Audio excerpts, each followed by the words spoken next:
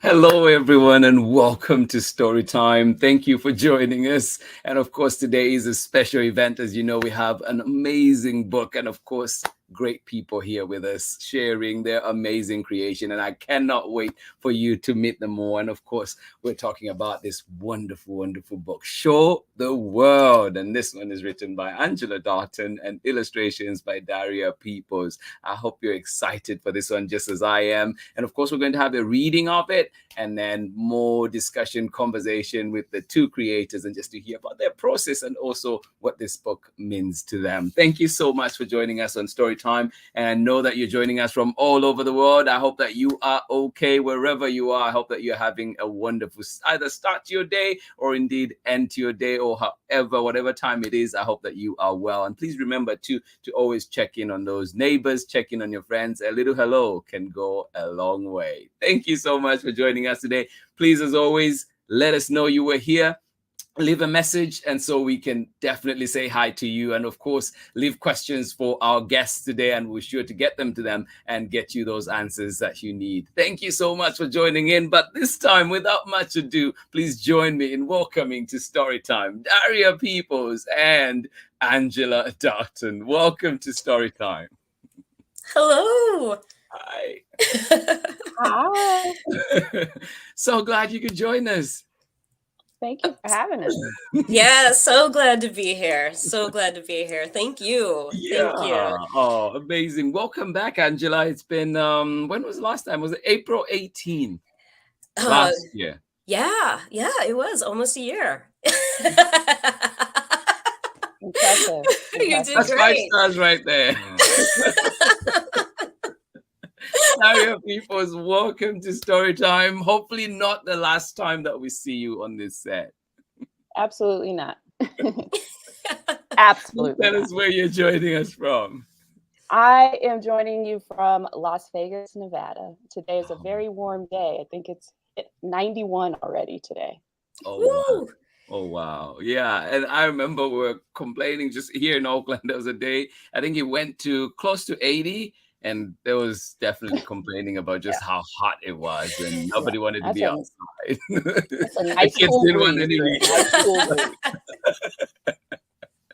Nice. So, it's interesting because I just had recently somebody from Las Vegas that was on, or living in Las Vegas right now, Carter Higgins.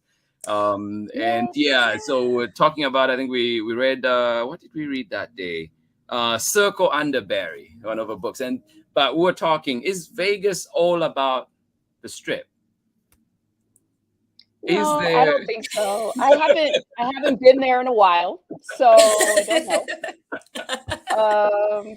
But there are a lot of wonderful communities on the outskirts of Las Vegas that are anywhere from 20 to 30 minutes away, where just regular families live, and they not all of us live in the casinos. So we have houses and backyards and garages. Yes. Oh, well, good to know. Good to know. Thank you for joining us. How about you, Angela? Where are you joining us from today? I am joining you from Oakland, California. Whoop, whoop. Whoop, whoop. Thank you. And Angela, what's I know Oakland is fast. What do you love about this city? Oh, the people. It's always about the people, the culture, the arts, the history. I mean, it's just magical. I don't like to brag about it too much because I don't want more people to move here. But I'm trying to keep it all from myself.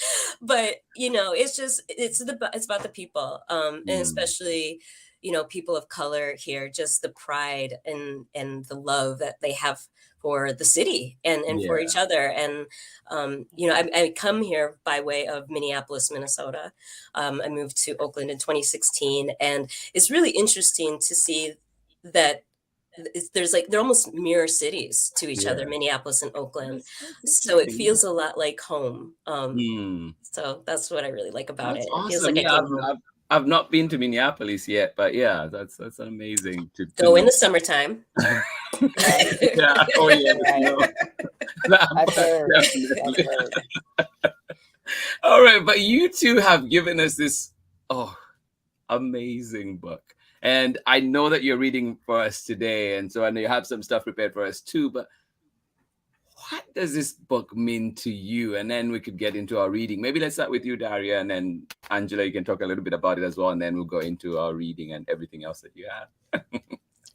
Yeah, when my agent first sent me the manuscript for Show the World, it immediately just evoked so much joy in my heart and in my spirit. I was coming off of writing America, My Love, America, My Heart, and needing something. And I haven't told Angela this, but I actually prayed for a book that I could help children see themselves and the beauty and gifts inside. And so when I read the manuscript, I go, oh wow, this is exactly what I asked for. This is amazing. And so it really is just a book that just really touched my heart about how much we can celebrate our children. And that was important to me, especially during we were still in the pandemic when I received the manuscript, and I was really concerned about our children. And so, and I didn't have the opportunity to do school visits anymore during that time. And that's kind of my check-in period, and I didn't have that opportunity. So I really felt like I was proactively doing something during that time to celebrate children. Oh, that's wonderful. And it shows, I mean, this book you just feel the love, you see the love, for sure. Angela, for you, what does it mean? Oh, so much. Well, first and foremost, it's a love letter to the Black and brown children of Oakland. And what was so magical about the manuscript finding its way to Daria was that, to be honest, I wrote this with Oakland very much on my heart, very much on my mind. But, publishing can be a really tricky thing to navigate. And one of the concerns when it was, just on words on paper was that if we tied it to Oakland, that it wouldn't be accessible, that it would be too regional and people wouldn't be able to understand. And which is like, everybody knows Oakland. Like, I love Darias. You said, Oakland's like the West Coast Harlem. And I was like, yes. Yeah, no. I love so that. Yeah. So even though like I advocated and I was really trying to push that way, there was a lot of resistance about that. So when I saw the first sketches, Daria's first sketches, and I saw the house, and I was like, it's Oakland. Like, thank you, universe. And there's just Oakland all through this book. And so it just made my heart so happy because, again, it started as a love letter to Oakland's Black and brown children and their creativity. And really the story came about from a couple different ways. But I remember reading this article about these TikTok dancers, and I'm not a TikToker. I'm not good at social, so I'm going to sound like a very old woman talking about it. But there's this situation that happened where these Black TikTok dancers had done these dances and they were, blowing up. But then all of a sudden these white TikTok dancers did them. And, all of a sudden the white TikTok dancers were going on, Jimmy Kimmel and Jimmy Fallon and, all these talk shows. And I was just like, I'm so tired of our culture being taken from us and the erasure of it. And so really this book is a love letter to Black and brown children to continue to show the world what they can do, to continue to show their arts and their artistic, ingenuity, and to tell the world like this is ours. We need to be seen and recognized for that. So that is what I'm really hoping translates when children read this book. Oh, thank you for sharing that. No, absolutely. And I think, like I got to see a bit of that in action too. And you're talking to my student just the other day. So that just warms my heart. Well, I know that you both have, some amazing stuff prepared for us and also doing the reading for us today. I'm excited for that. So I'll let you two do that and then join you on the other side after that. But for now, all yours. Sounds good. And just let me know too, like if you want to share, then I'll put stuff up. Okay, that sounds good. So Daria. Hey, Angela. Hey. We made it, girl. We made it. We made it. I could not be happier that, again, this manuscript found its way to you. You just handled it with so much love and so much care. And again, just the celebration of Oakland throughout just makes my day. And I can't wait to share it with the kids of Oakland. I can't wait to share with all kids, obviously, but definitely kids of Oakland, to have that connection. But, I know one of the things that we talked about was, you already said what the meaning of the book meant to you, but can you tell me a little bit more about, your process of when you got the manuscript and like what you started thinking about? Like, we could start there. I know you're going to talk more about that, but I just want to know, like, what was going through your head? Well, one of the things that I kind of learned to do from my mentor, Floyd Cooper, he suggested I kind of changed my process, and I started to change it with America, and I completely changed it with Show the World because it came right after. And one of the things that I do is I read the manuscript a billion times. I just read it, over and over again.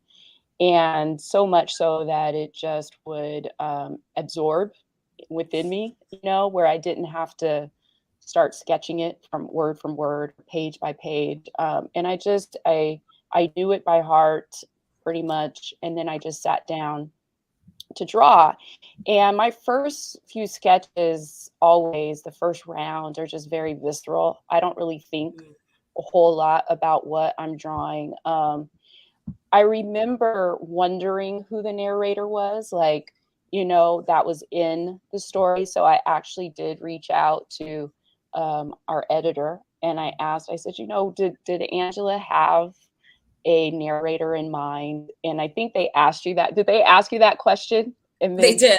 I was like, mirror.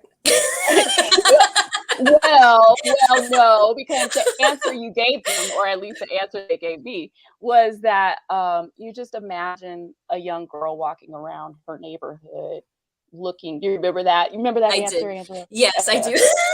I do. Let me jog your memory. Yeah. So, I remember the question coming through and just being like, I don't know. Right. Well, yeah, I'm glad you remember. There was a lot of different, and that's what I loved about the manuscript, is that I could interpret it and create a visual narrative that was really wide open. But this narrative just, intuitively just felt very personal to the author, and I didn't know you at the time, but it just felt very, very personal. And it felt like it was written for a specific neighborhood in mind. And so I immediately was like, where is Angela from?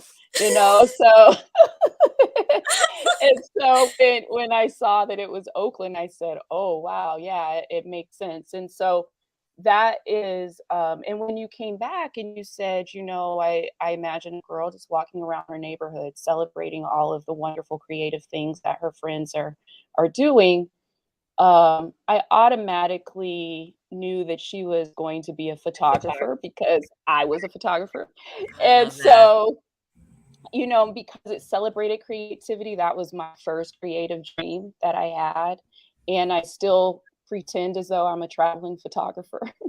So I just saw that, through her lens, like I could show all of these different creative outlets through the lens of her camera.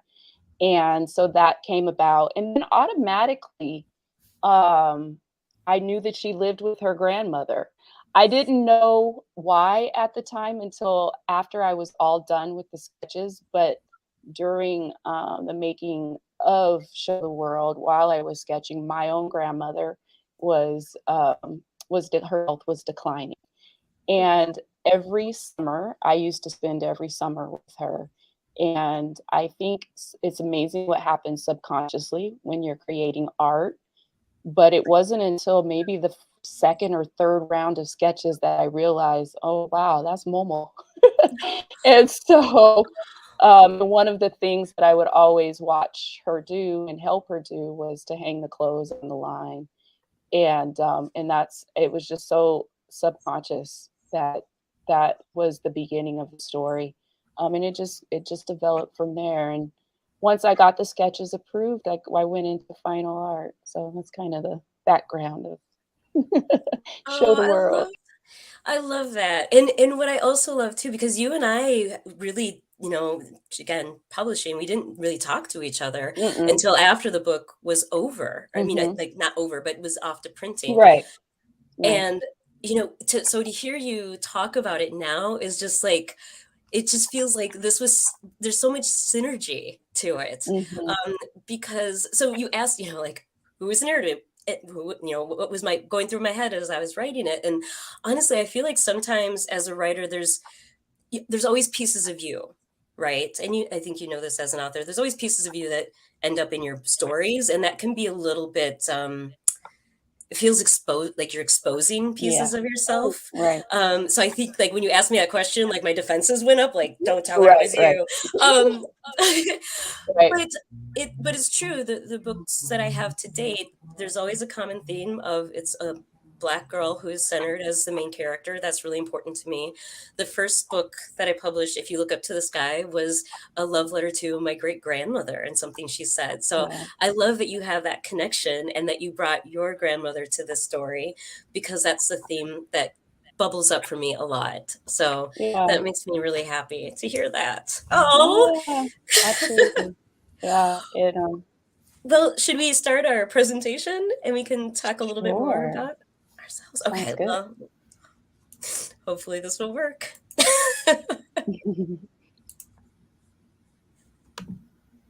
All right, there we go. Okay, I so got you, Angela. I got you. thank you. You're so great.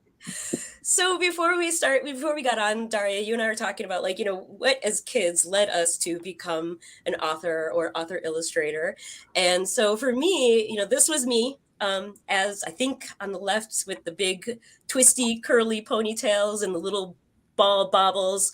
Yes. That was me at third grade, I believe. Oh, And I chose this picture because I really feel like this was the age where I knew that I loved to write. I would start writing plays and short stories. And this was the moment where I was like, this is something that I want to do. But I also remember feeling conflicted that I didn't think I could do it because I didn't think that Black people could write books or write stories and publish books. And so I hold on to this picture and I look back to it a lot when I'm feeling a little defeated or deflated because there's a lot of rejection in publishing. And I remember so I just try to remind myself of like, at this age, you didn't think you could do it, but you are doing it now, to remind myself of all of the path that I've taken. The middle picture is, I think, also representative of me, of like, I was a reader. I was a book nerd. I like that top picture is me. I went to a Christian school in Wheaton, Illinois. I was maybe one of like 2 or 3 Black kids out of the whole school. So I was like in every single newsletter because I was the only one that was always reading. So they we read here. We read here. She reads here. That's get her. Yeah. So my mom is like all these, newsletters from like, and I'm like, oh, yep, there I am again.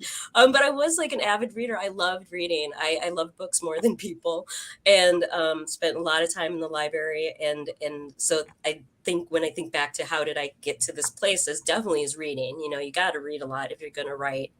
And then the last picture, when people ask me about what was I like as a kid, I think this picture definitely symbolizes me or captures me as a kid. I was very dramatic as a child, as you can see.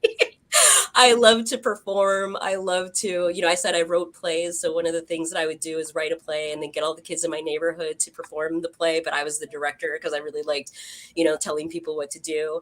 So this is that picture of me as a kid. I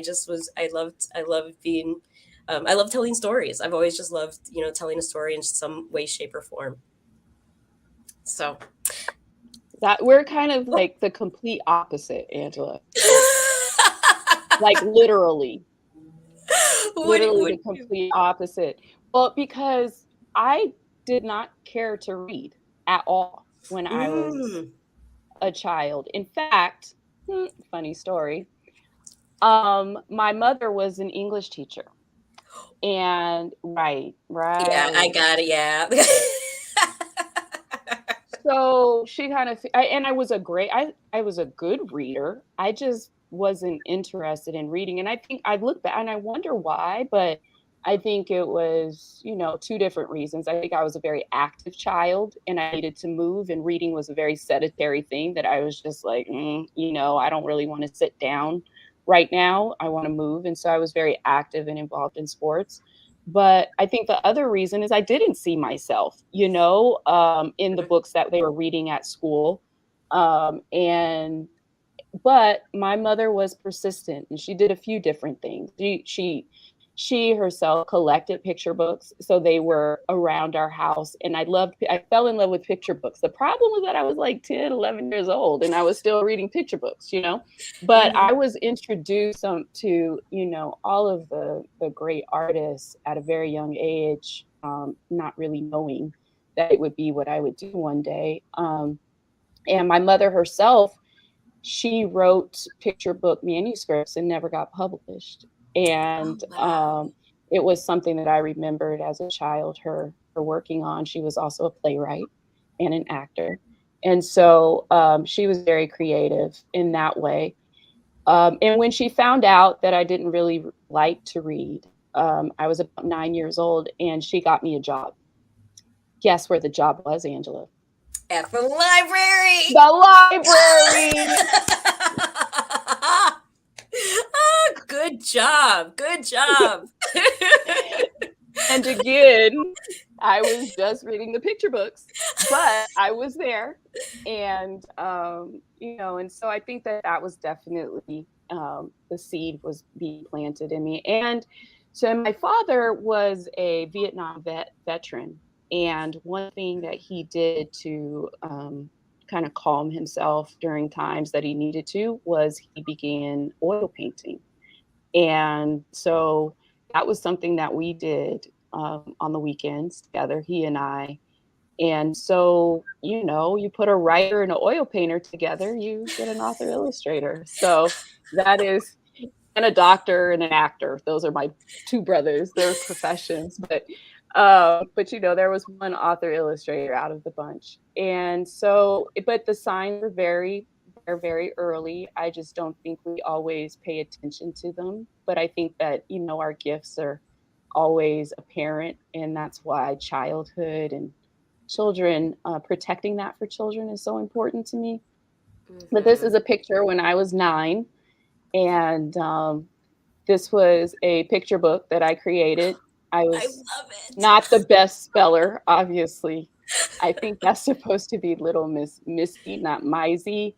But it was written and illustrated by Daria Peoples.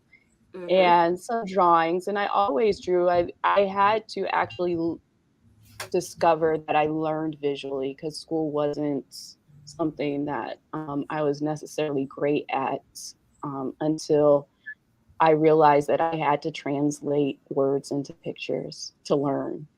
And so, yeah, that's kind of my history. I love that. I love that. I tell kids whenever I do author visits, I tell them all the time, definitely it's great that you're in school, like your teachers are here, educators are here to help you, but you have to figure out how you learn because everybody learns differently. And, I'll even break down like how I would learn because I'm the kind of person where I have to write pen to paper, like computer is not good for me because I won't retain it. And so I just think that's so important for kids to know that we all learn differently, that, it's okay. And sometimes I'll even share a story from Jacqueline Woodson talking about how she still to this day will read with her finger on the page to connect with the words. So I love that you figured that out. I love that you shared that. Thank you. And I did eventually fall in love with reading. I have more books than shoes. We'll just put it like that. All right. Don't we all? Yeah. All right. Well, are we ready to do this? We are. This is also the first time that you and I are reading this together. So this is going to be fun. It is. Okay, here we go. All right. Here we go. Okay. You start. Well, the first spread is the dedication page. So I always love reading the dedication page too. I think that this is also like our own personal love letters for the book. This for me was for my son. I really wanted to share this with him. He's on the road of like trying to build up his career as a music producer. So for me, it was for JDM. My belief in you, in all you can do, is endless. Show the world. And Daria, I love your dedication because it's so perfect for the children. Well, oh, no, it is. No, it is. I'm just saying I have to say it in my mama voice, though. Okay, you say it. Go for it. Okay, I have to say it in my mama voice. For the children of Oakland, y'all better show them. Amen. All right, here we go. Look around. Can you see the many spaces, places, and ways to show the world all that you can be? What will you do or say or make to express who you are? Will you find a faded backdrop that you color? Oh gosh, can we start that over? Sure. Okay. Edit. Okay. Will you find a faded backdrop that you colorfully transform? A space you fill with sound like a heart-pounding bass. Rum, thump, rum, bump, rum, bump. Or notes that flutter like hummingbird wings. Ting-a-ting, ting-ting, rat-a-tat-tat. Perhaps it's a space that you fill with melody, a shimmering soprano, a smooth alto, where your words can be sung la la la la la, or spoken. How I feel is so real. I need y'all to listen. Say it. Yes, sir. Word. Speak it.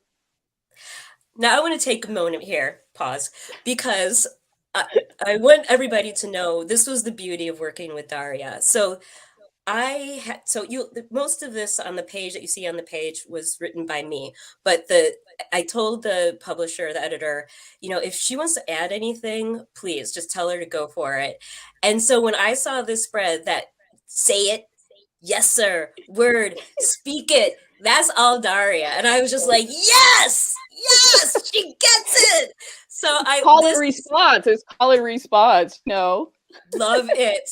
This is my favorite spread of the book. I just need to say, I love this spread. It just makes me so happy to see this. So I love that you added that little touch. It was so great. It was perfect. It was like, chef's kiss. Maybe you're the instrument, telling stories with your own unique dance moves, a twirl, a leap, a glide, or the fiercest of poses. Shoom, bam. Maybe your creative space is blank, patiently waiting for you to fill it with powerful text. Scribble, scribble, scribble, type, type, type, screech, screech, screech.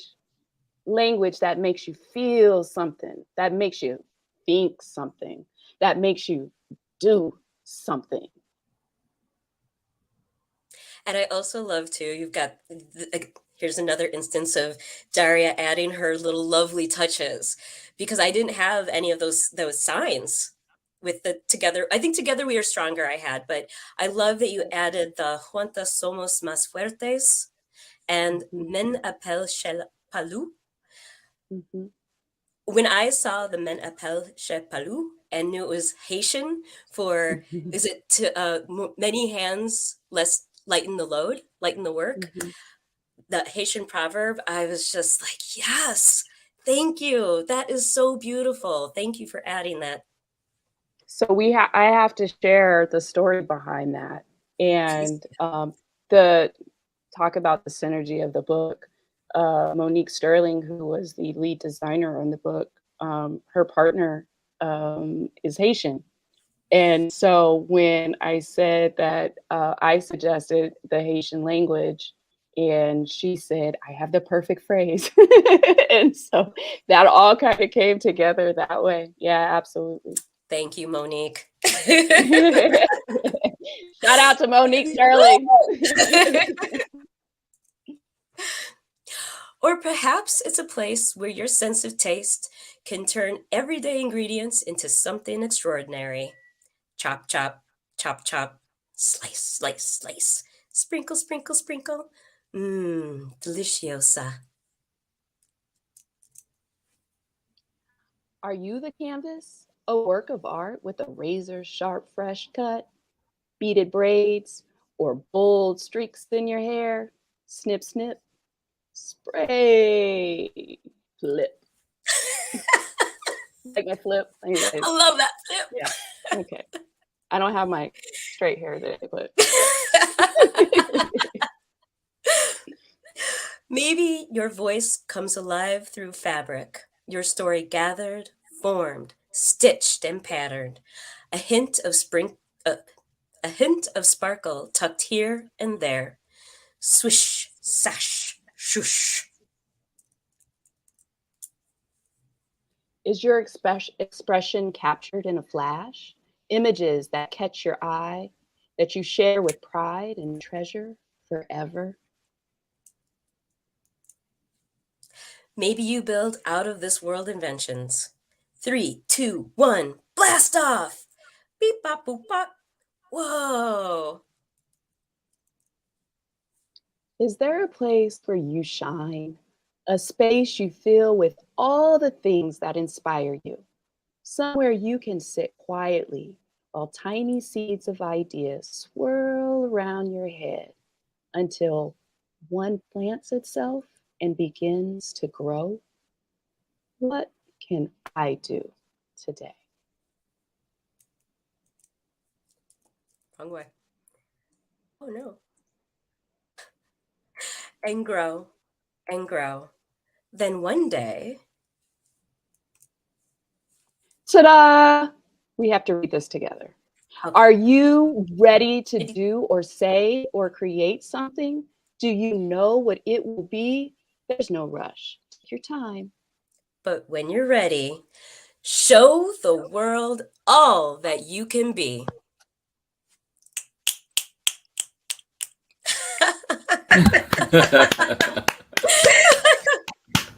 Yay! Oh my goodness. I love that so much. Thank you. Thank you. Oh, that was so fun. That was Daria. truly authentic. Authentic. Truly was. authentic. No, like listening to you talk and say you'd not met until the end of this book. I do not believe that. Like it's just so so much. Well, I'll tell you this, Mr. Lamato. When my mom saw me and Angela on the announcement together, she was like, "Y'all look like cousins. Like you know each other." And Daria is just cool. She is just too cool for school. Like just easy to talk to, so warm, so wonderful. The very first email that I got from her was just like, I'm like, I love this woman. Like I just fangirled hard. Right. Like she's amazing. Yeah, no, it's wonderful. It's good to see your energy. And just thinking of that too, and celebrating 2 Black women here, and just thinking too, like, I mean, we have the Supreme Court nomination going on. How does that make you feel? And we'll come back to the book, but just how do you feel about that right now? And that picture that has been going around, like how did you feel? What are your thoughts? Any thoughts on? Yeah. Go ahead. I get live text. I get live text from my mother, like if you want to see a woman sit in a difficult seat and handle it, you need to watch, so she's an inspiration for us. Yeah. She really is. I mean, just what she's being put through right now is just, it's a travesty. It's a tragedy that she even has to put up with what she's putting up with. The foolery is just sad. But to have that kind of an icon for young Black girls to see. I mean, I'm like, wow, I was born in the wrong decade. I wish, Yeah. you know, because she just exhibits just she rests on her experience. She doesn't have to put up airs or anything like that. She knows who she is. She knows what she's done. She knows what she can do. And so I really hope that, I mean, children in general, I hope, are watching her, but I really hope that young Black girls in particular are looking at her as someone to aspire to be, to see how they can move through the world and still come out on top. No matter what happens, she has just done so much for so many kids and so many Black women, even myself. I'm like, that's who I want to be when I grow up. Right. She's just wonderful. So I love seeing it. I want it to be over. I want her to be a Supreme Court justice. That better happen. But yeah, it's great to, it's good and bad to see, right? It's great to see her. Right. I'm sad that she's going through what she's going through. It's unnecessary. No, amazing. I was just thank you for sharing that. And I know that both of you are, you know, I feel like, I mean, we could talk about KBJ all the entire time, just like it's a whole conversation. But to move us along, just to think about, I know that both of you care so much. You both mentioned mentorship and doing all this, you know, that sort of work. So how is it for you, you know, like, how does that shine through in this book? And I know specifically for you, Daria, too, you mentioned that you want your brothers and sisters to speak life into their dreams. What does that mean for you? How does that tie into what this book is about? And we can start with you. Yeah. Yeah. Well, as an artist, I think one thing that I've learned is how powerful your imagination is and how your imagination can access experiences for you that you might not even be familiar with.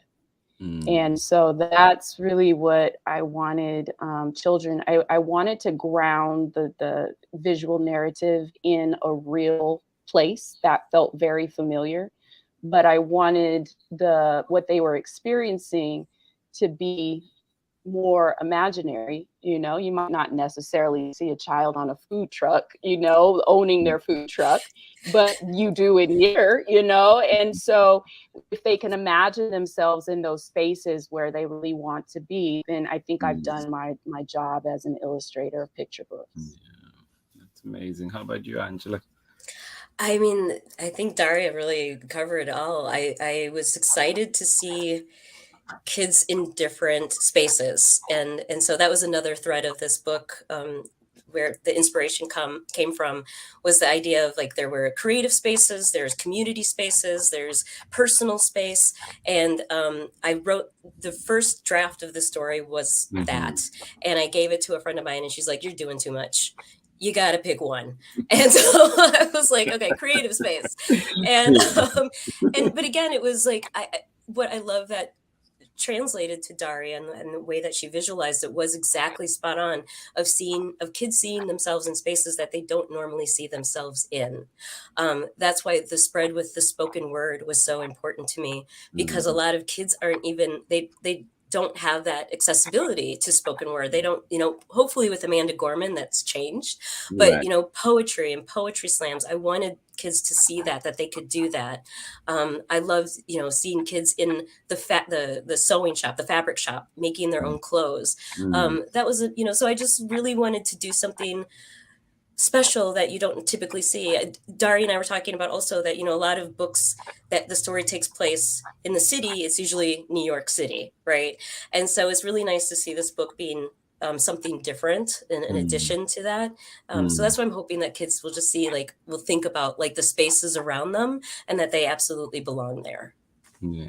Well, I love it. And it's, you know, like you mentioned when you were talking before before the reading, you mentioned the clothes on the line, and I know that I can relate to that. Even growing up in Zambia, like that's something that I saw my parents, I saw my, you know, like I did myself, or I saw my grandmother do it. And it's just so interesting to see how a touch like that, even as worlds that seem so far removed, is that cultural intertwining that happens. And so I know you talked about this a little bit, but did you think that this would be as powerful as this is, as it's coming out in the book, or like, have you been surprised by that element of it? Yeah, I think a lot of times when you're creating, at least for me, I don't always know why I'm doing what I'm doing but I trust myself that that's the direction that I'm supposed to go. And I think what's so beautiful about Black culture is that there are, it's generational, Mm, and it's also, something that we don't always recognize as being generational, in the connection from the motherland to America. It's Mhm. just not, it's not mhm, something that we think mhm, about, but it's so embedded in our culture and who we are as people that it just shows up. It shows up and it's there. And so the connection, and it's wonderful, because I think that's the beauty of art, that everybody can look at one spread or an entire book, mm. and they interpret it and it resonates with them in their own personal way. And that's the gift of art. I Yeah. love that. No, I love it. It's such a powerful page. And Angela, like, I mean, we've seen your other books, which I love dearly, as you know. Uh, uh, I mean, this one brought us here last year. This is the one we were celebrating, Ruby's Reunion Day dinner, and I've seen people like Chance the Rapper have read it, and like, it's just What? wonderful. Yeah. Yeah, girl. And then we have this Nice. one, right? If you look up to the sky, I just love it so much, because it's another one too that again reminds me of my own times with my grandmother. And there were times when we were just the two of us in the village, and she would actually, before going to bed, would sing. Like, she would first of all have you say a prayer, and then we would sing. And usually I'll just pass out and sing. But it's just those moments, and reading books like, it's just like, just ties in that. But how is this one different, or how was this process different, working on other books and this story that you have now? Oh, Which that's a one is great story, or a great question.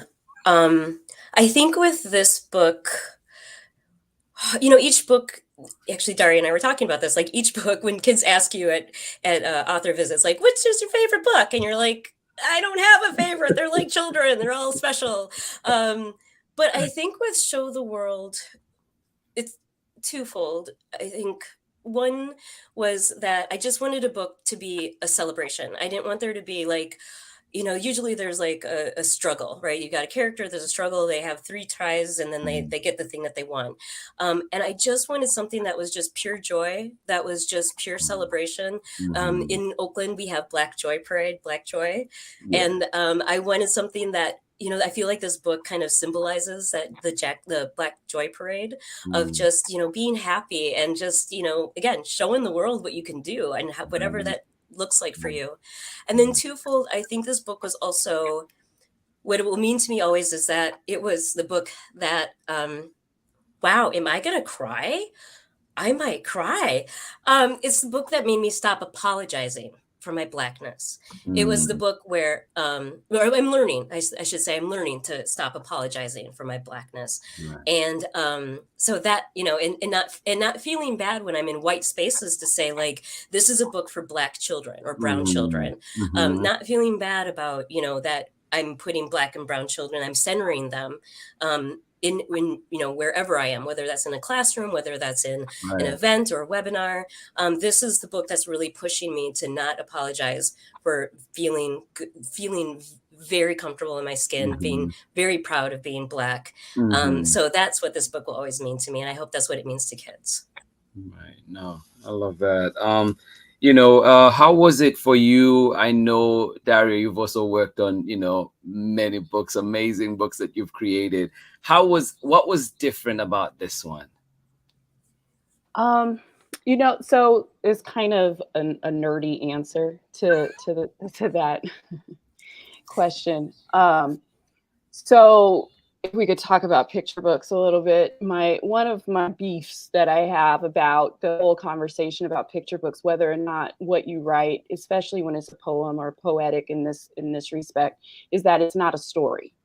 And the interesting thing about that comment to me is that the gift of picture books is that you're telling the story through pictures and words. Each one does its own thing. And so as a creator, I thought that it was the first manuscript that I had the opportunity to create the visual story for the book. Like, usually the text guides me so much so that I don't have a lot of creative margin to determine, what the problem is, or how it's going to be solved, or what the ending is going to be. And so that was, I got to tell the visual narrative in the pictures, and that was a challenge. And it was because there were so many different visual narratives that I wanted to tell.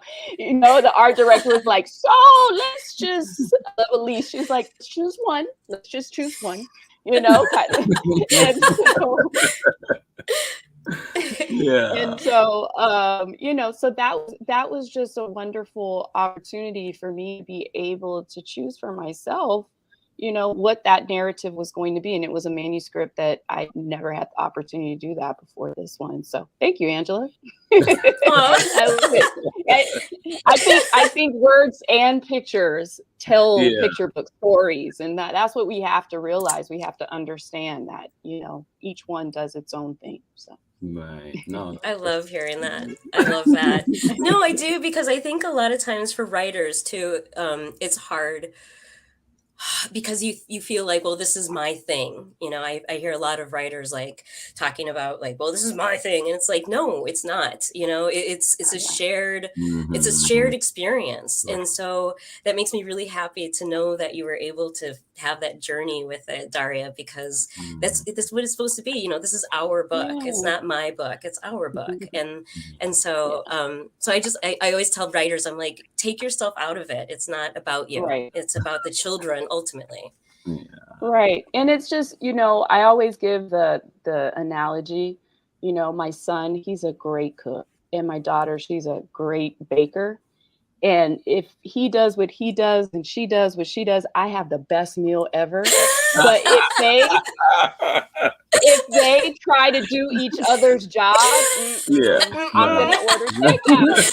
So that's kind of the analogy of author illustrations working together. Yeah. So. Oh, it's so wonderful to hear that, because that question does come up. And then too, like, just think that you both had these journeys, these separate journeys that were yet together.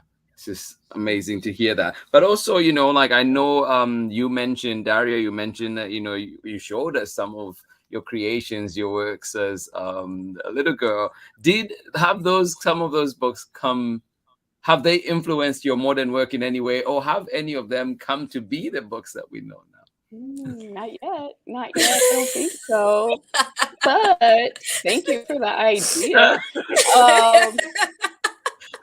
I'll have to go back through the files. You know what? I will say that parents who save or have the opportunity to save things that their children do, I think is so important, because when I did see that book, it brought me home. Like, it brought me to, I took this very long journey and, off-roaded for a while. And so when I was able to see what I created as a child, I always say that, most of the time what we're supposed to be doing does show itself to us when we're children. And so having that, those artifacts basically to go back to and say, oh, this is who I am, and be able to grow from there. Yeah, there's truly a gift. Yeah. Oh, that's awesome. No, how about you, Angela? Have you had any works from early on that have come through? Not yet. But I agree with Daria. That's a good idea to go back through. Yeah. I always tell people too, when they're struggling about like what they want to do with their life, I always say, like, go back to who you were as a child. What were the things that you loved as a child? And I think that's where you're going to find what you should do with your life. So yeah, but yeah, I'll go back through. But I was also going to say too, Mr. LaMotta, you know, given everything that's going on in Oakland, you know, with education under attack across the country, but specifically here in Oakland, you know, there's 13 schools that were closed recently.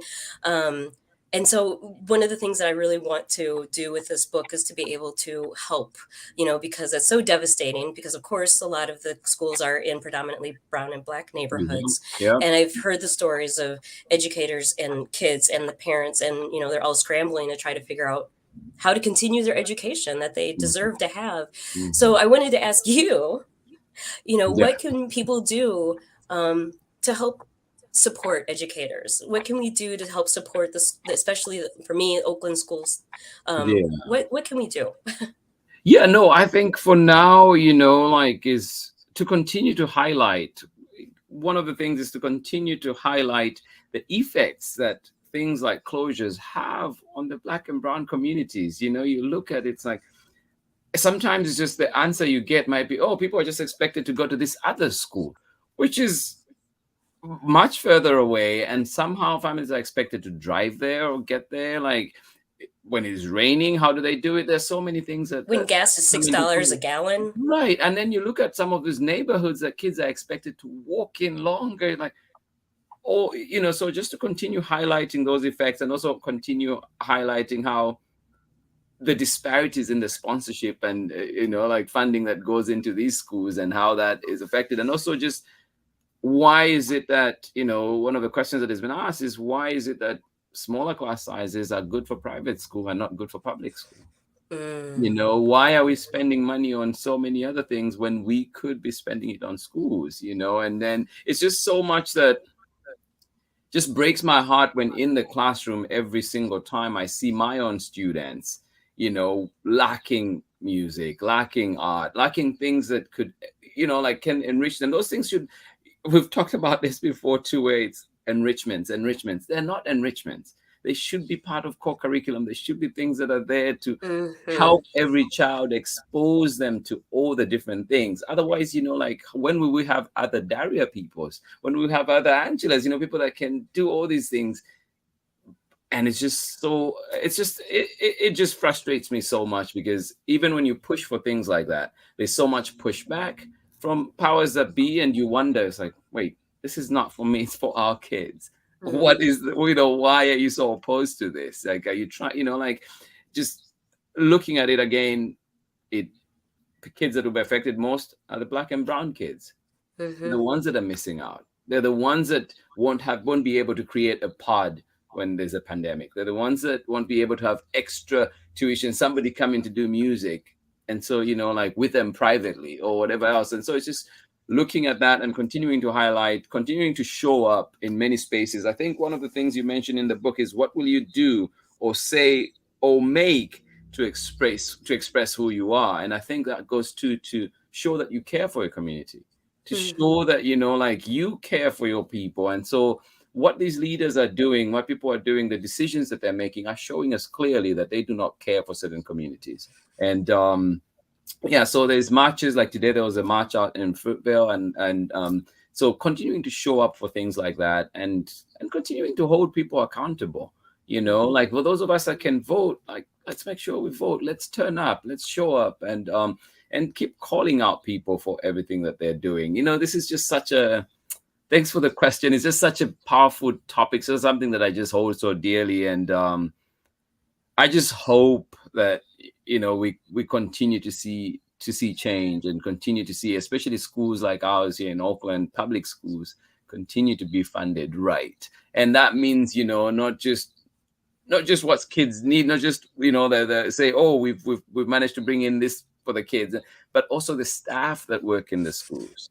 Like, right now, I had a huge problem. Yes, I agree. The superintendent does an amazing job. It's a big job. They should be getting paid what they're getting paid. But the teachers, the classroom aides, should be paid, you know, like, what they deserve. A livable wage. A livable wage. They should not be, you know, like, having to move far away. People living in Manteca coming to work in Oakland. You know, so you think about that, it's like, you can't have that. That's not sustainable.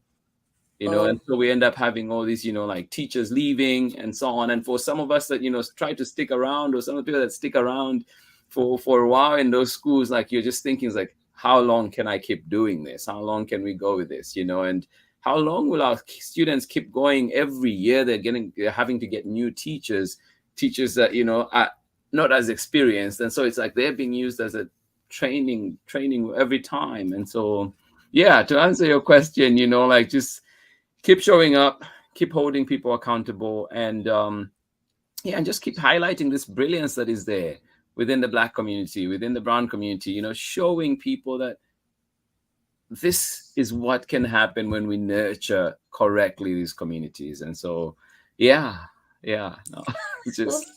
Thank you for that. Thank you. Well, and I'm going to say, well, speaking of showing up, I actually am a mentor for 5th grade writers at Chapter 510. And I have to get on to my mentoring session. But thank you so much for having us come on. And this is, for me, this is like the perfect launch for this book. I just enjoy being here. I enjoy your energy. I so appreciate everything that you're doing for young kids and what you're putting out into the world. And so it's really an honor to be a part of that. No, thank you so much. Really, I really appreciate it. You know, this book is already a treasure. I am going to have it in a special place, a different copy for the class. But yeah, no, absolutely appreciate you both, and just what you bring, what you represent, and what you've done with this book. I'm so excited. I know it's coming out April 5th. Yep. And so please find it where you find books, and find these amazing people. You can find Daria Peoples at dariapeoples.com and just see everything else that she's up to. Amazing work. And also please find Angela Dalton at angeladarton.com and follow them, see what they're up to, and of course keep celebrating their work as we continue to celebrate you here. Thank you both for being here. I really appreciate not just this book, but the works that you've done before, and all this work too that you're continuing to do with the mentoring and everything else. Oh, thank you. Thank you. Thank you. Thank you, Mr. Lamata. Thank you so much. I'll catch you on the other side. All right, everybody. Thank you for joining in Storytime. I hope you enjoyed that conversation that we had with Angela Dalton, and of course, Daria Peoples joining us for this wonderful book that they've co-created, Show the World. Yes, a big encouragement and ode to this wonderful city of Auckland. But I think it is also an ode to every child out there, every Black and brown child out there, to continue showing who you are and finding those spaces. And we hope that you continue to find those spaces that welcome you, and we continue to welcome each other and keep each other shining right through. Thank you so much for joining in today. And find this book where you find books, coming out April 5th. Thank you so much for joining in, and have a lovely day, you and your loved ones. And of course, we'll see you here on Storytime again tomorrow. Bye-bye.